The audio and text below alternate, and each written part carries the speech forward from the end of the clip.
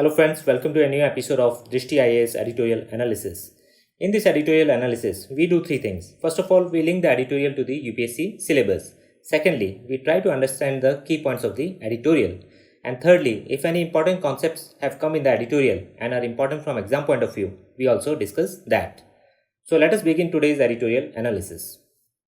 We have taken today's editorial from Indian Express and it has appeared on 8th of June. The title of the editorial is Delhi Diktat, and it says that FIR on a hospital for procedural oversight in testing speaks of a high-handedness that is ill-advised, especially during a crisis. So let us look at its linkage with the syllabus. So we find that it links directly with GS paper 2, and here it comes under the governance section. And we know that health is a state subject, and this editorial deals with the Delhi government's handling of COVID-19 crisis.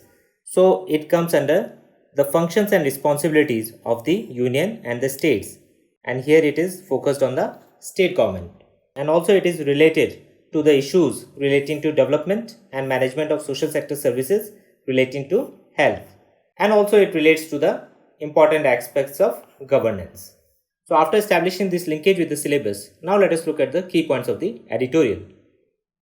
So the editorial basically deals with Delhi government's handling of this COVID-19 crisis, and it seems that the Delhi government is losing its grip over the COVID-19 crisis because the number of cases in Delhi are rising very fast and the healthcare facilities are finding it difficult to cope with the rise in the number of patients. And in fact, the expert panel appointed by the Delhi government, it has said that by end of June, Delhi will have almost 1 lakh cases, and it will require 15,000 extra beds, and around 42,000 extra beds would be needed by 15th of July. So this has put the Delhi government in a spot, and the Delhi government is finding it difficult to manage the crisis. And this editorial deals with the action taken by Delhi government on Sir Gangaram Hospital, where the Delhi government has gone ahead and filed a first information report under section 188 of Indian Penal Code against the hospital. And the surprising part is that this FIR has been lodged against the hospital for administrative reasons. That is, the hospital has not given the data in the required format to the state government. And the state government is having one app, RT-PCR. Here we should know that RT-PCR stands for that test. So Delhi government has made an app which collects the data of all such testings being done by the hospitals. Now the hospital has not been able to provide the data to the government in the required format through this app, and this has led to this lodging of FIR. And the hospital has termed this both as unwarranted and also as a case of harassment. And the Delhi government has also stopped the testing of patients, and this has not been done with just one hospital, but many such hospitals and labs have been stopped from testing. And there is a growing school of thought that what the government is now trying to do is it is trying to flatten the data curve instead of the disease curve, which is problematic because World Health Organization from the very beginning of this COVID-19 crisis has emphasized on testing as the only strategy to control this COVID-19 pandemic. Even the central government has said that we have to follow a process of testing, tracing, isolation and treatment. And this is very critical for keeping the numbers of COVID-19 cases low. And here we should also know about this section 188 of Indian Penal Code, which has been in news throughout this COVID-19 pandemic. And this section 188 is being applied under the Epidemic Diseases Act 1897, and this section 188 of IPC is basically imposed for disobedience to order duly promulgated by a public servant. So if you are disobeying order of a public servant, then this section can be applied, and this has been applied by almost all the state governments while enforcing the lockdown due to COVID-19. So this is important from prelims point of view, and you should be knowing what is section 188 of IPC and also about Epidemic Diseases Act 1897, which lays down punishment for flouting such orders which can lead to spread of disease, and it also prescribes punishment under section 188. And if we look closely, we find that in Delhi there has been a surge in the cases of COVID-19, and almost 1000 positive cases are coming on daily basis for last 10 days. And Delhi is now the third most severely affected state after Maharashtra and Tamil Nadu. And if we talk about per capita basis, then Delhi is topping the charts. And even the Delhi government expert panel headed by Dr. Mahesh Verma, it has also said that by end of June, the number of cases in Delhi will be 1 lakh. So we are looking at a very difficult situation, and the government is simply struggling with it. And there are also reports that people are facing difficulties both in getting tested and also in getting admission to hospitals if they are having moderate to severe symptoms. So what is needed on the part of Delhi government? A three-pronged approach is needed, and this three-pronged approach needs to be based on science, transparency and delivery. So in terms of science, the Delhi government needs to spread the scope of testing, and it should also focus on rigorous contact tracing followed by home isolation and hospitalization as the cases may demand based on their severity. Also, as far as transparency is concerned, the government must make sure that it transparently shares the data with all the agencies involved and also with the public. And it has to be honest about the scale of the crisis, because data suppression will simply not help. And everybody understands that a city like Delhi is facing enormous challenge, and whatever the government tries to do will always come up short. But still the government should maintain total transparency to have people's support and trust, which is very much needed to fight this COVID-19 pandemic. And finally, the government also has to focus on delivery, where right now it is a case of mismatch between what the government is claiming in terms of availability of hospital beds, in terms of availability of testing, and the feedback received from patients, where the number of beds are simply not matching with the data collected by independent agencies.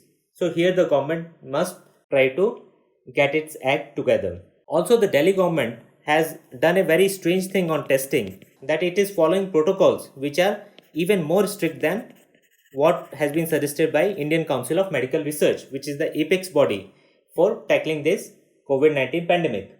And as per the protocol devised by the Delhi government, the symptomatic individual has to go to a flu clinic, which is available in government hospitals and also 10 private hospitals in Delhi.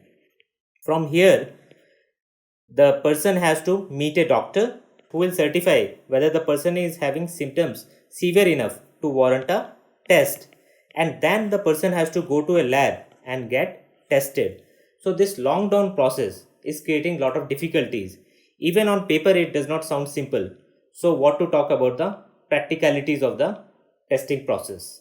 So here the government has to make it very simple, and anybody who is desirous of getting himself or herself tested should be allowed to do so. And yes, the government can have its own rules for facilities where it is subsidizing the testing, but for private testing it should be on first come first serve basis and without any restrictions. Another thing that the Delhi government has done and which has drawn some criticism is that it has said that all the hospitals under the Delhi government will only be treating patients who are resident of Delhi, and people from outside Delhi will be treated in hospitals which come under the central government. And the Delhi government has claimed that it has done so based on the feedback that it received from over 7 lakh people. But still it has led to a lot of criticism that this should not be done in a federal country. And the Delhi government has tried to justify this based on the recommendation of its expert panel, which said that additional 15,000 beds are needed in Delhi, and if the outsiders are also allowed to avail these facilities, then 9,000 beds will be utilized in only 3 days. So this is the challenge that the Delhi government is facing, and for now it has decided that the healthcare facilities which come under it are only for the Delhi residents who are having Aadhaar card or any other residence proof of Delhi. The central government is not very happy with the restriction that has been imposed by the Delhi government, and also with its testing protocol. So there is also a tussle going on between the Delhi government and the central government. Now Delhi government has also issued an order which says that officers will be appointed in all the private hospitals with more than 50 beds, and these officers will ensure that such hospitals will reserve 20% of their beds for COVID-19 patients. And the hospitals have also been instructed that none of them will admit patients with mild or no symptoms who can be quarantined at home. And also the Delhi government has ensured that help desk will be present in all the government and private hospitals for hassle-free admission of Delhi residents. So this is what the Delhi government has done. So this was all in today's editorial about how Delhi government is finding it difficult to tackle this COVID-19 pandemic. Now let us look at some of the key concepts that are related to this editorial. So now let us look at the RT-PCR and antibodies test for COVID-19. Now here we should know what is an antibody. So antibody are also called immunoglobulin, and it is a protective protein which is produced by the body's immune system in response to the presence of a foreign substance called antigen. So if antigen is present in the body, then antibody is produced, and this is produced by the immune system of the body. And antibodies recognize and attack these antigens. Now what is an antibody test? So antibody test is basically a screening test which tests for the presence of antibodies, and it gives result in quick time, that is in a few hours, which is very important, and it is the main unique selling point of these antibody tests. And the antibody test detects the body's response to the virus. It gives an indication that a person has been exposed to the virus. If the test is positive, then only the person is tested with a RT-PCR, which is a more confirmatory test, and it gives a very accurate result, whereas the antibody test may sometimes give false positives or false negatives. So once the antibody test is positive, then the person is taken for a RT-PCR test, which is a two-stage process. But because there is lot of variation in these antibody tests, and many of these antibody tests have failed the test of consistency, that for the same individual they are giving contrasting results on being applied again. So India has decided that it is using only conventional RT-PCR test for finding out whether a person is COVID positive or not. And the difference between the two is that RT-PCR test detects the virus genetic material, which is the RNA, while the antibody test detects the body's response to virus. And RT-PCR provides direct evidence, whereas antibody kits provide indirect evidence. And the biggest challenge with RT-PCR is that it is complicated test and time consuming. It cannot be done in a very simple setting. Elaborate setup is required, and that makes it difficult to scale up. Whereas the antibody test can easily be administered to a large number of people, and that is why it is used as a screening test. And then for confirmation, RT-PCR is done. Now let us look at the PCR test. So Kary Mullis, the American biochemist, he invented the PCR technique, and he was awarded the Nobel Prize for Chemistry in 1993. This is very important from prelims point of view. And under this PCR, which is polymerase chain reaction, copies of segments of DNA are created using an enzyme called polymerase. And the chain reaction signifies how the DNA fragments are copied exponentially. One is copied into 2, 2 are copied into 4, and so on the series goes on. And a fluorescent DNA binding dye called the probe is added to DNA, which shows the presence of the virus on a fluorometer. However, coronavirus is made of RNA, and therefore to detect coronavirus, RNA is converted into DNA, because this PCR test is applicable on DNA. So that is why this RT is coming, which is reverse transcription. And to detect coronavirus, RNA is converted into DNA using a technique called reverse transcription. So that is from where the name is coming, RT-PCR. And generally the entire process of PCR test is taking 24 hours to deliver the result, which is a long time. Now let us look at reverse transcription polymerase chain reaction. So it is a lab technique combining reverse transcription of RNA into DNA and amplification of specific DNA targets using polymerase chain reaction. And it is primarily used to measure the amount of a specific RNA, and it is achieved by monitoring the amplification reaction using fluorescence, a technique called real-time PCR or quantitative PCR. And in the RT-PCR test, a nasal or a throat swab is taken from the patient, and it involves extracting RNA, which is the genetic material of the virus. And because this throat or nasal swab is taken, so here also the antibodies tests are better in terms of spread of infection during the testing process, because while these samples are collected, there is high chance of spreading of the disease to the healthcare professional who is taking the sample.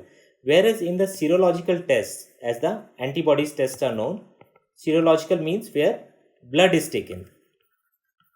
Now this is more convenient, and it also reduces the chances of infection during testing process. So that is why many countries have gone for these antibodies test for screening purpose at a mass level. So this was all in today's editorial analysis. Now let us look at the kind of questions that can be asked in PT and mains. In prelims, you can be asked about RT-PCR versus antibodies test, and you should be clear about what is what and what are the advantages of each of these tests. Also, a question can come on the section 188 of IPC, which has been very much in news. So one should be quite clear as to when it is applicable. And there can be question on COVID-19 and various facts related with the disease. So one should be clear about that. When it comes to mains, one has to know that health is a state subject, which comes under Article 246 and 7th schedule of the Constitution. And a question can come on the central government and state government friction between the two and how it can be avoided for tackling a pandemic like COVID-19.